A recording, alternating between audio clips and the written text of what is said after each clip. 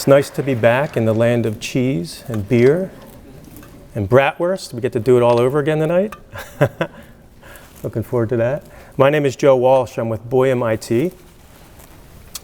I appreciated Martin's presentation just now about PIM. I thought that was really effective and a good depiction of how PIM can help a business. I'm going to take a slightly different tact, and I've amassed a lot of conversations over the years about how companies manage product data today in their world. And what I learned is that there's a maturity curve to it, right? There's sort of the good, the bad, and the ugly, and then the beautiful. So I'm going to try and reflect back to you those conversations in a kind of maybe oversimplified way on how you can evolve your PIM operation to be successful.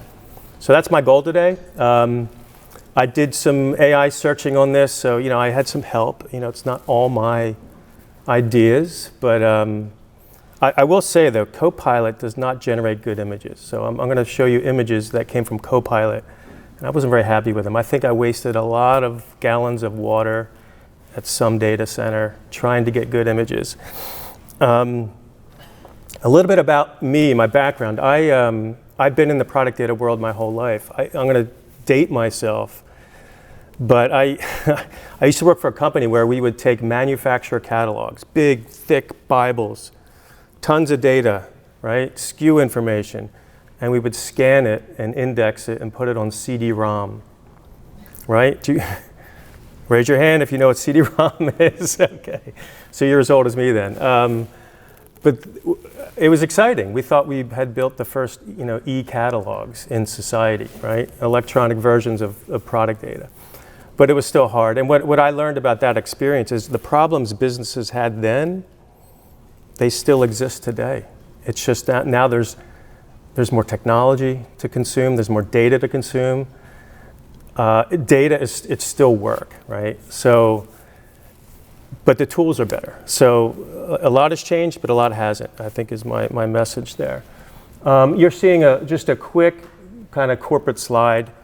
Boyum IT, we've been in business for 25 years now. Lots of, they're out of Denmark, right? I'm based in Philadelphia, go Eagles. And lots of products that attach themselves to the Microsoft Dynamics ecosystem and SAP B1 system. And these are products, I would say, more upstream that help with production and scheduling and warehousing, logistics, that kind of thing. And then when you get to sort of the end of the curve there, we're talking about PIM. That's how you get product to market, right? How you launch.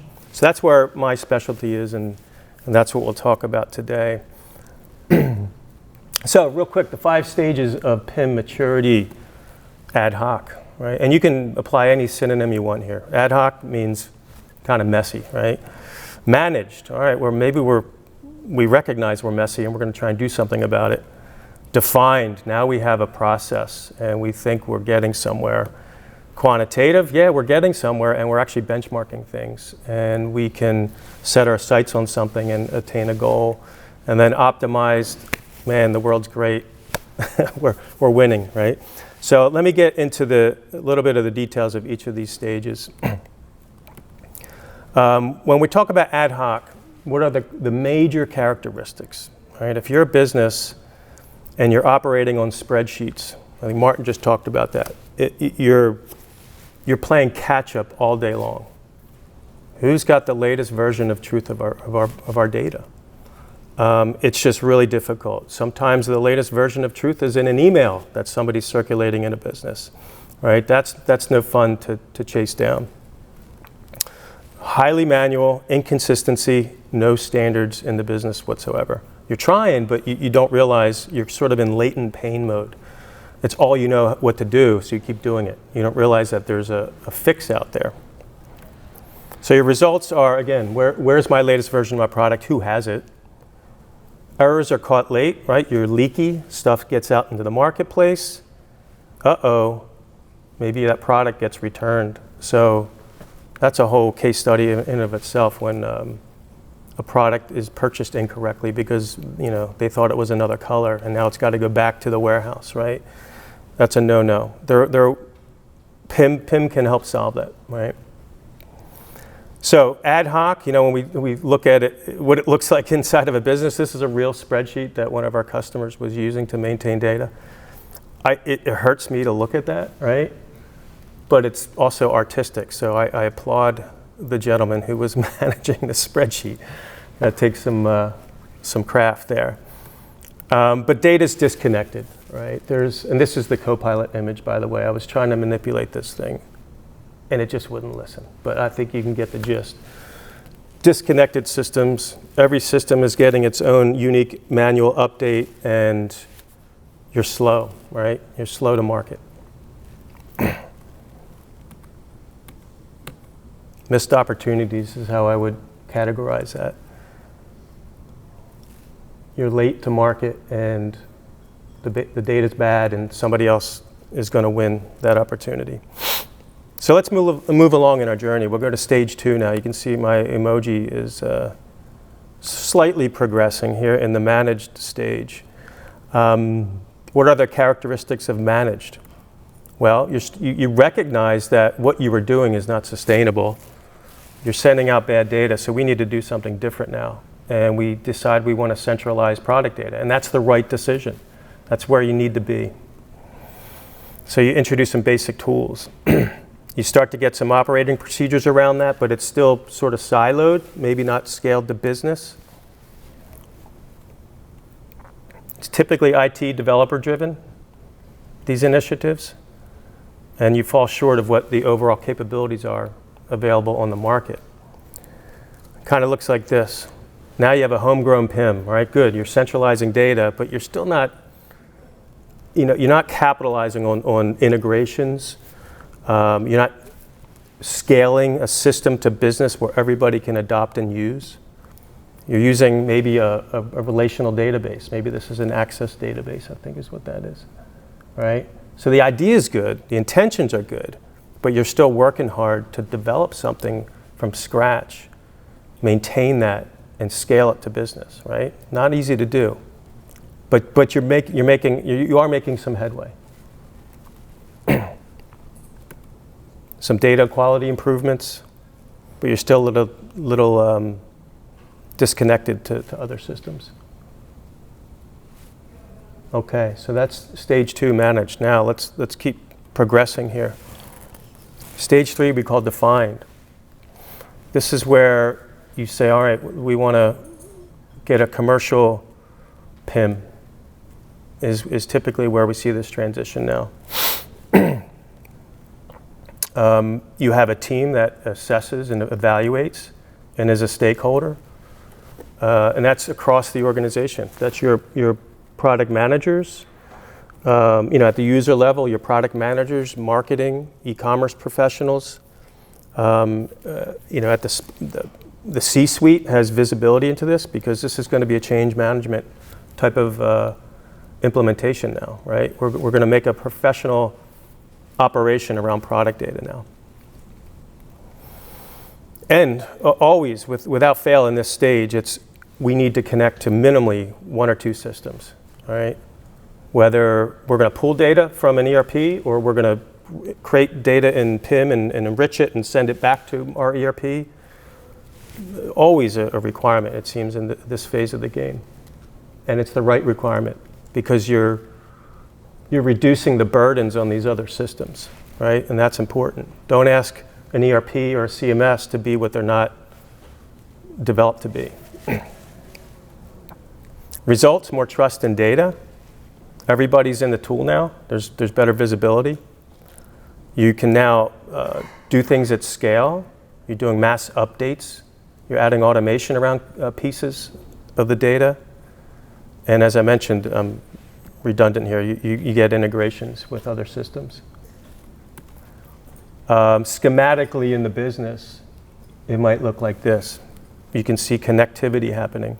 So you're reducing the burden on other departments, other endpoints, and you're starting to get real results here now.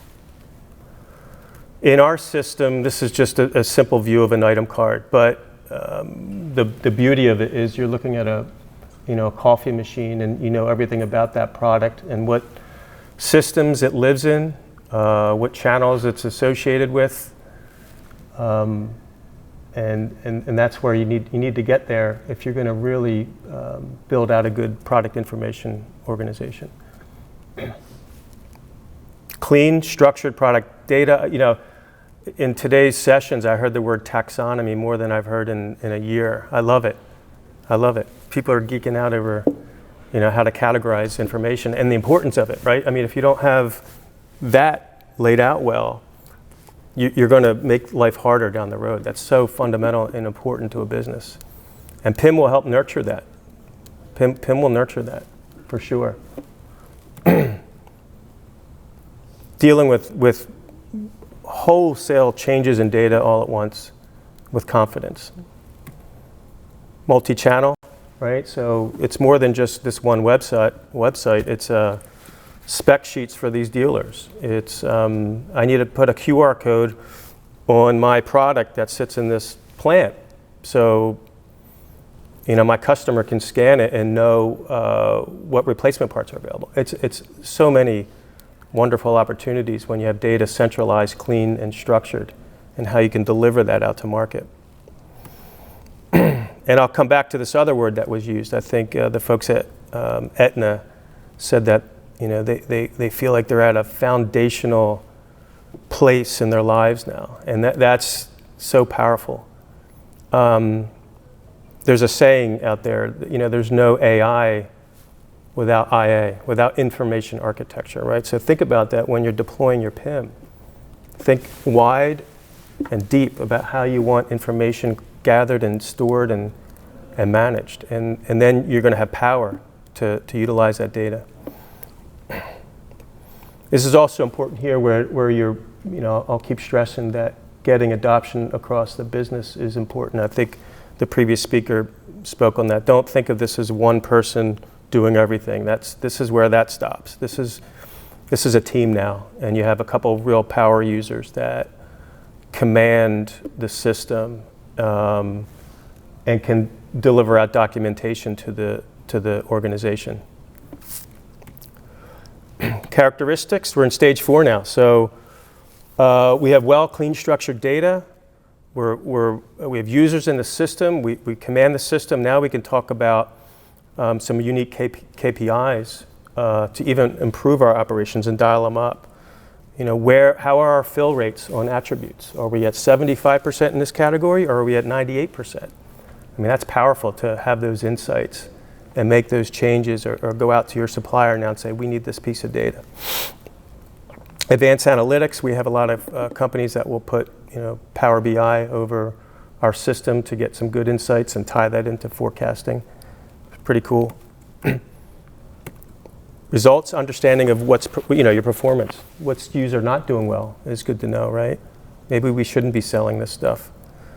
And the ability to fine-tune your strategies around your channels. So quantified kind of looks like this. It's the same as the previous schematic, but you can see there's data governance and workflows. And analytics and KPIs kind of built in now. And in our system, it might look like this, where we have dashboards where everybody knows where a product is in its life cycle, who needs to do the work, and what KPIs that we're aiming for. Good visibility all across. So it brings us to our last stage, and there's a lot here, right? There's so many aspects to being optimized, but I focused on what everybody else is kind of focusing on in the AI space. We have governance in place, so there is that feedback loop that says, our data standards are being met, we're healthy or we're not, right? You need that committee, if you will, to gate stage your data along the way and continue to do it. We're using automation and AI in the system, and we'll talk about that for a little bit. we're fast and we're consistent, and the customer acknowledges it, right? So now, now we're hitting the customer's bottom line, right? Their experience with us is powerful, and we're sticky now with our product data. So optimized looks like this. We're going to add our robot, and in one just case with Perfion, I show how we use something called Actions, which is an internal ETL that we've developed that can go out and call and communicate to third-party services. So in this case, we used an action to communicate to ChatGPT to pull in a description for a product. So you get the data in, and you can say, yep, I like it, or I want to edit it and some more and tweak it. But the possibilities are becoming to be endless in the AI space, we know, right? We have a lot to learn. Our stance on it right now is let's see how the market operates, but we want to connect to those AI services, and we can do it. We can do it. So if you want to do some auto classification, if you want to create some meta tags around your images, all that is doable in the system with our Actions capability. Okay, so I'm about to close out. There's our happy customer giving us likes and hearts. Some things to focus on. I think just it doesn't matter where you are in your PIM journey. You could be at the very beginning, or you could be, you're never at the end, but you always feel like you're nearing the end, maybe. Reduce manual efforts. That's a big one. People, every conversation I have, they tell me it takes too long. And we try and quantify that in sort of man hours sometimes, because they need an ROI around it. But that's a big one. We know we can create savings there. So it's a good conversation to have. Here's another one: improving product onboarding time. So a company can tell you that it takes us 20 days to onboard this line of products, and we're having to go out and web scrape and do all this stuff, and it's 20 days of time. So there you have a benchmark that you can work against and say, all right, what if we have a goal to make that 5 days, whatever that is. But that's a good way into improving a product information operation in your business. Search and conversion rates, that's kind of, I think, an obvious one. We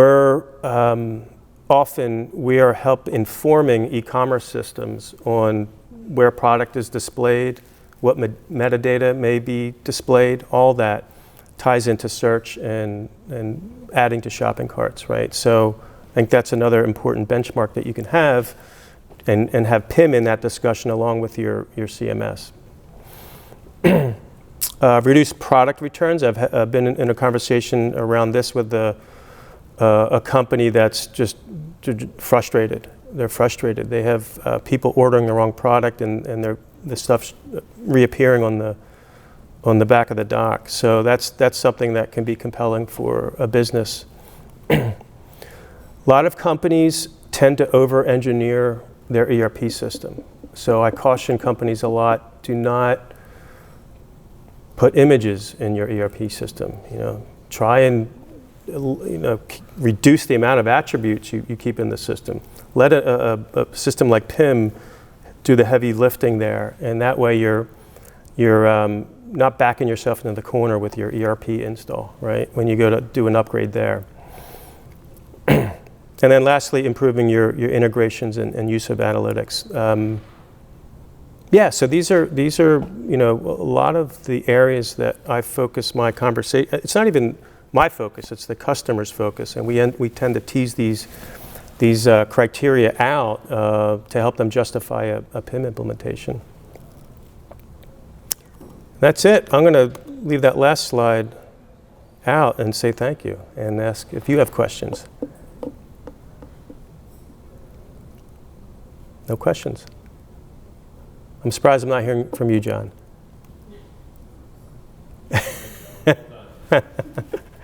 Thanks. What do you think? It's time for a pale ale. I agree. Yeah. Thanks for coming out. I appreciate it.